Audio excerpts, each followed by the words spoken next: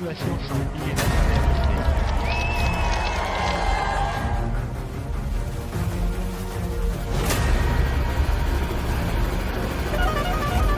Christopher Froome va peut-être abandonner sur le Tour de France. Il est tombé hier.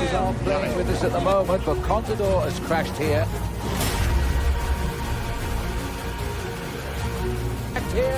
And this could be the end of second place in the Tour de France. There's 34 seconds and 42 seconds. The gaps of Pino and Perro behind Valverde.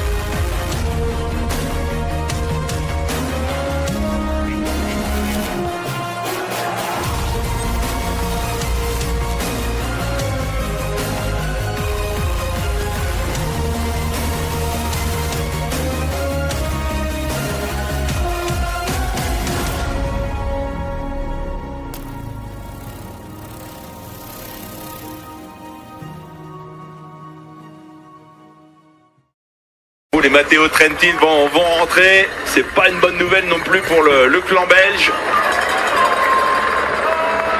Et là, on l'a vu, tout le monde a vu Mathieu Van Der Poel bouger, tout le monde a vu Matteo Trentin bouger. Si on n'est pas dans la roue, c'est que physiquement on n'était pas capable. Ouais, on a vu Julien essayer d'y aller, mais il a été dépassé, Julien ensuite.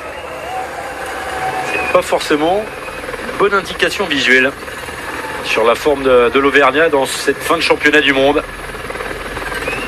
Et derrière, on essaie de s'organiser. Mathieu Van Der Poel qui fait un peu le point. Il se retourne, il voit qu'ils sont que 3, ça ne rentre pas derrière. C'est Dani Martinez qui est là. Lui aussi a été présent sur les routes de la Vuelta. Ça serait une année de première pour la Colombie. Première victoire sur le Tour de France. Premier podium, parce qu'ils n'ont même jamais fait de podium sur un championnat du monde sur route. 4e place. Ouais. Les espoirs, oui, mais pas chez les pros. Et voilà, les Belges obligés de se dévoiler avec Tim Wellens. Les Italiens ne bougent pas. On voit ce Nicole Brelli en deuxième position. On a Gianni Moscon à l'avant et on a Matteo Trentin dans ce trio. On aura donc 2 Italiens à l'avant. Ouais, Moscon qui relance alors que Trentin est en train de rentrer. Il n'a pas vu.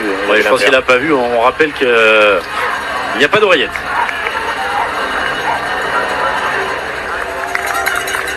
Daniel Felipe Martinez n'a pas pu suivre Matteo Trentin.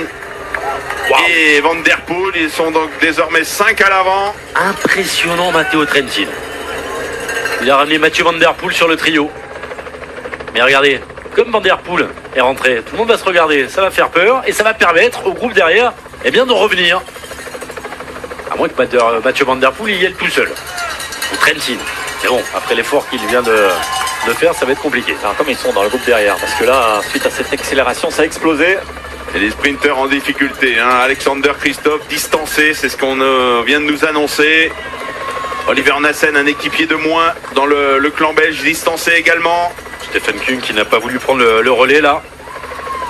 Il a déjà fait beaucoup devant. Les Italiens se retrouvent à devoir assumer le poids de l'échappée maintenant avec 2 coureurs. Et Trentin qui a vraiment l'air d'être en grande forme.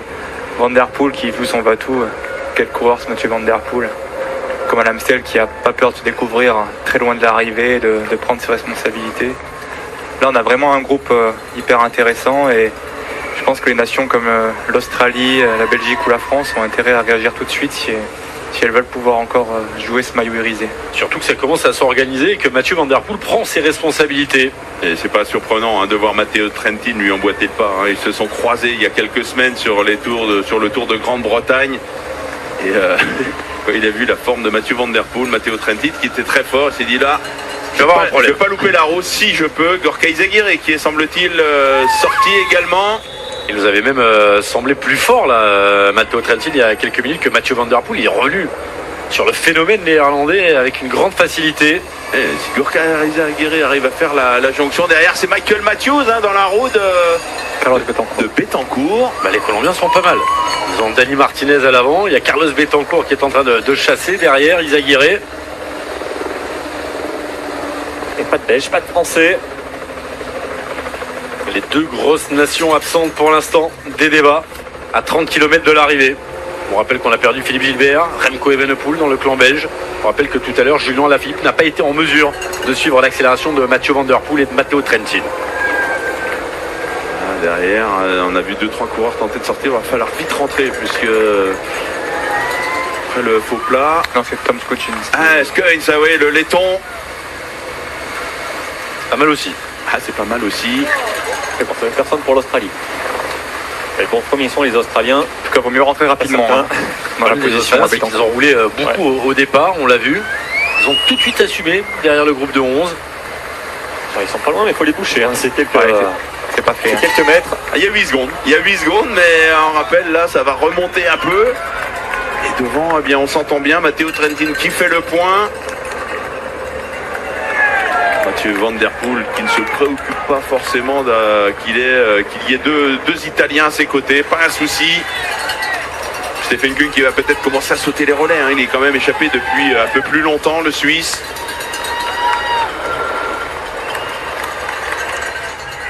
Gorka Izagirre. Alors là, sont nos Français. Ouais, là, c'est un peu plus dur pour nos Français. Ouais, c'était costaud pour les galopins. Est-ce qu'il peut rouler maintenant? Bah, Il reste plus grand personne monde, hein. ne Puis va avec pouvoir la rouler fatigue, derrière. là, on a 230 km de course. Tactiquement, les Belges et les Français sont pris. Physiquement, on a été pris. Hein, parce que Julien Alaphilippe, il a senti le coup. Hein, il a suivi l'attaque de Mathieu Van Der Poel et Matteo Trentin. Mais il a buté à quelques mètres au sommet de cette côte. Il y a un demi-tour. Gianni Moscon 5e l'année dernière du championnat du monde. Presque à domicile à Innsbruck. Puisqu'on sait qu'il habite en Autriche, dans la banlieue de la capitale du Tyrol. Bon, on va retrouver la ligne d'arrivée. Pour nos Français, il reste encore 2 tours. Ils pourront bien être épaulés aussi par les Belges qui se sont fait piéger. Il reste encore près de 28 km. Donc rien n'est perdu, mais il faut réagir rapidement. L'avantage, si ça rentre, c'est que Mathieu Van Der Poel aura, même s'il est encore capable de s'imposer derrière, on va quand même. C'est Greg Van Avermaet qui roule derrière. Non, c'est Dylan Teuns à la Dylan poursuite Teuns, de Nils Politt. Regardez, les Italiens sont là pour casser le rythme avec Pétiole notamment. En seconde position, C'est le vainqueur Max du Tour Chavez, des il est là. Flandres. Oui. Et Tim Wellens qui va venir certainement collaborer en tête de peloton. Van Avermaet est là, vous voyez, là, ça fait Oula, ça fait la Julien, grimace, il est très très loin. Julien Alaphilippe. Mathieu Van Der Poel qui passe sur la ligne. Il reste 2 tours. Pedersen, Trentin, Moscon, Kung. On a déclenché le chrono. Le groupe de 3 qui se retrouve à une dizaine de secondes. Ils perdent du temps, hein. Il y avait 8 secondes, 1 km et demi de la ligne. On navigue désormais à 12 secondes pour Skujins, Bettencourt et Izagirre. Nils Politt qui essaye encore de sortir seul. Oui, puis le vrai problème, c'est qu'une fois que Wellens et Teuns vont s'écarter, il n'y aura vraiment plus d'équipiers derrière pour ramener ce qui reste du peloton. Donc ça va être un rapport de force qui va rapidement s'inverser en faveur des hommes de tête. On a perdu des sprinters, hein. Il reste John de Gelkolb dans le groupe derrière. Reste Michael Matthews, bien sûr. Peter Sagan est là. Sonny Colbrelli est bien là. Ouais, pour l'instant, Peter Sagan n'a pas réagi. Hein. On ne l'a pas vu réagir suite à l'attaque de Van Der Poel. Alexander Christophe est présent dans le groupe. Mike Tedinson, toujours. Niki Terpstra également.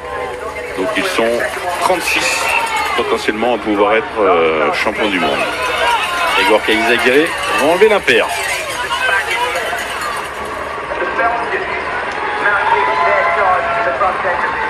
Là, plus d'1 minute. On joue battu avec Florian Sénéchal. On compte sur les Belges hein, pour faire la jonction. Olivier Arnessen qui a travaillé tout à l'heure. Il reste encore Tim Wellens. Il reste Dylan Teuns dans le deuxième peloton pour essayer de ramener Greg Van Avermaet. Ils sont durs à boucher.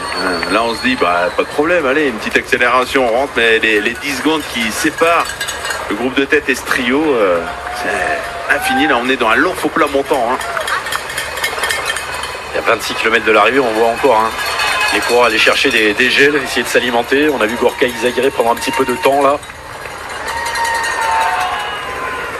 Un drapeau slovène au vent. Tadej Pogačar, il est où? Dans le groupe derrière. Ah, je sais pas, il y est toujours. Ouais. D'accord. Quand je savais Pogačar, je vous demande, David. Quand même, ces hommes, ils sont sortis à la pédale. Hein, donc, Confirmation avec Jackie. il y a un Slovène. Il est toujours là, Pogačar.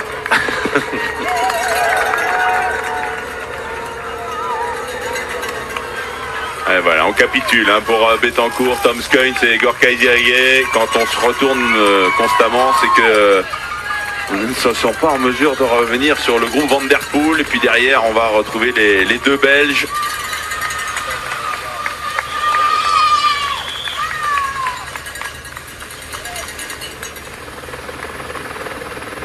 On voit bien derrière tout de suite que Bettiol casse les relais derrière Tim Wellens, donc ça va être difficile maintenant.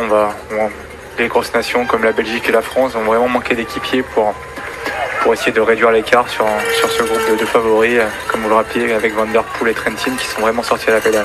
Ouais, on rappellera que Pedersen et Kung étaient déjà sortis avant, qu'ils ont peut-être fait un peu plus d'efforts que Trentin, que Van Der Poel qui sont rentrés ensuite et que Gianni Moscon. Kung encore plus, qui fait vraiment une course remarquable puisque ça fait pas loin de 40 km chez devant maintenant et qui tient toujours le rythme des premiers. Donc c'est le premier, hein, en effet, qui avait osé attaquer sur ce circuit avec Lawson Craddock. On sait ce qui est arrivé à l'américain. Depuis, il a abandonné. Carlos Betancourt en difficulté, là au sommet de ce faux plat. On va voir des défaillances maintenant dans ces 25 derniers kilomètres. Il y a même des coureurs qui ne le savent pas encore, qui pensent encore en avoir dans les jambes, puis ça s'arrête d'un coup. Ça s'arrête d'un coup. Tout à l'heure, lorsque Matteo Trentin et Van Der Poel ont attaqué, ils n'auront pas de panne. Tout le monde a pu s'évaluer par rapport à l'adversité. C'est battu, c'est fini derrière? Non, il n'y a rien de fini, rien d'irrémédiable. On peut encore avoir des costauds qui pourront éventuellement sortir lorsque les équipiers ne seront plus là. On pense au Michael Matthews, au Peter Sagan qui sont là. Pourquoi pas Julien Alaphilippe. Qui pourrait encore relancer l'allure. Je vois pas trop au niveau des nationalités. À part les Allemands, ils sont deux, mais il n'y en a pas un qui va se sacrifier, je pense, pour l'autre. À part une voiture néerlandaise, moi je vois pas. Les Australiens, peut-être avec Jacquet qui va rouler pour Michael Matthews, mais bon, Jacquet qui vit tout seul. C'est lui qui a pris la succession des Belges. Votre avis sur le hashtag LRP? Est-ce que les 5 coureurs devant vont se disputer ce 86e maillot arc-en-ciel?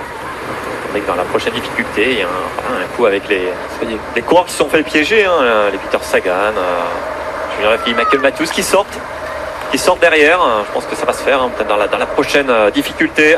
Ouais, parce que Van Avermaet, lui aussi va bouger. Si Tim Wellens n'est plus en mesure de rouler ou il continue à perdre du temps, je pense que dans le clan belge, on va être obligé de se dévoiler peut-être un peu plus tôt que prévu. Et on en perd du temps, 35 secondes maintenant de retard, alors que Tim Wellens roule dans le 3e groupe.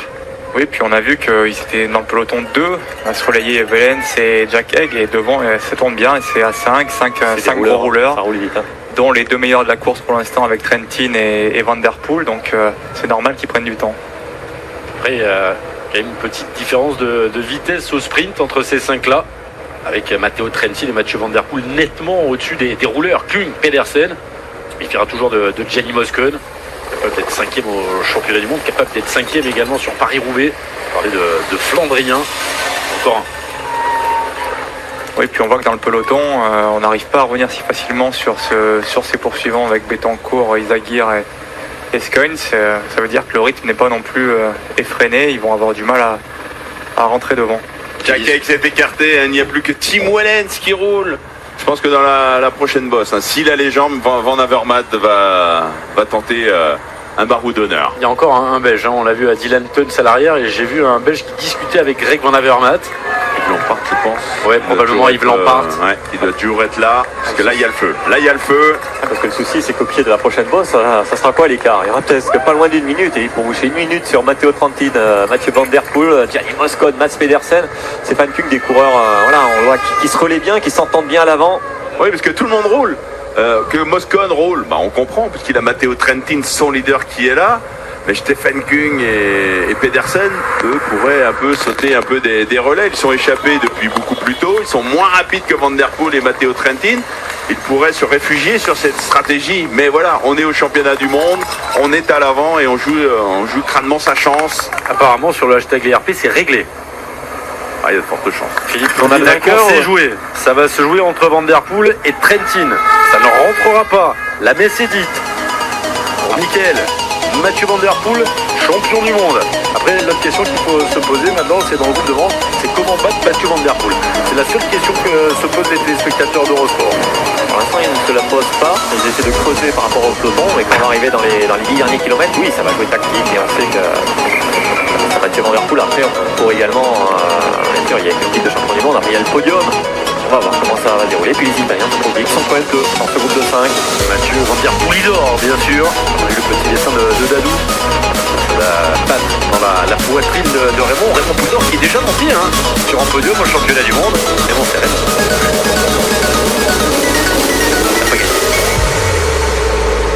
Ah oui, on voit que Van Der Poel ménage pas ses efforts à l'avant. C'est vrai qu'il va, comme il l'a fait par exemple à l'Amstel, devant un plateau aussi fort, il est capable de rouler en tête sans se poser de questions et de régler tout le monde au sprint à l'arrivée. On voit que les Français derrière mettent en route. Ah, mais l'écart augmente encore 47 secondes, Romain. Bon, il a garé, c'est son cours à Scueil. Bien vu, mais il fallait rentrer tout de suite. C'est Benoît et Tony derrière qui viennent aider Timbaland. Si on voit que Bettiol et Colbrelli font parfaitement leur travail pour casser les relais. Le problème, c'est que si on compare les trois qui sont en train de rouler, si on compare les capacités des 5 qui sont en train de rouler à l'avant, c'est plus fort devant. Benoît Cosnefroy, ceux qui ont déjà fait énormément de boulot dans cette équipe de France. Et on va continuer de perdre seconde après seconde. On retrouve Jack Moscone, Matteo Trentin, deux Italiens. Sur la puissance, encore chez Moscone. Peut-être Moscone justement qui va profiter de tout ça. On va essayer d'anticiper. Ouais, c'est un avantage quand vous êtes deux de la même nation. On va peut-être essayer dans le final d'isoler Mathieu Van Der Poel. Bon, l'objectif pour l'instant, 21 km de l'arrivée, il est tout autre. L'objectif, c'est évidemment de repousser le peloton à plus d'une minute. Lorsqu'on sera dans le dernier tour,